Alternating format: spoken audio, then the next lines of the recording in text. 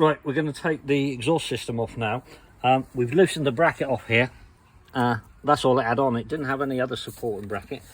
I don't know why. It's seized on here, so we're going to have to take it off on the header pipes, and we drop it down and try and strip it down there. So I'm going to get down on the floor. I may need some heat on it. Well, let's have a go. It's just 10 mil on that. Oh, and that's coming off. That one's loose. One down, several to go.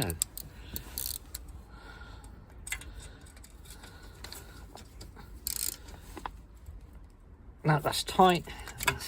I'm just going to see the ones that will just come first, and then if not, oh, that one's okay. So this middle one is tight. So what I'm going to do, I'm going to put my old trusty blowtorch on there.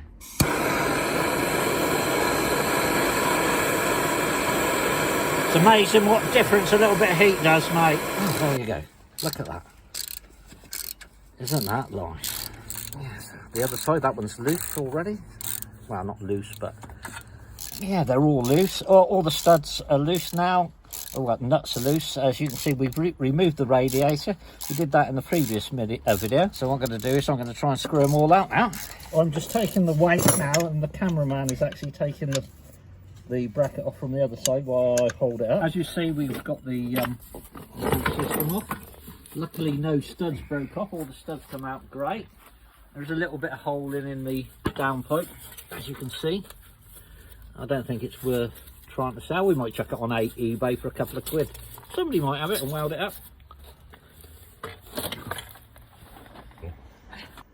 There you go, we've got it apart. God, that was as you can see the end, it was well sorted in there. It took a lot of hammering and bashing about, but as you can see, the header pipes are all rotten and rusted anyway, so that's going in the bin.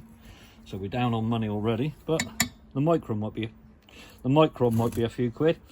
Anyway, that's the exhaust.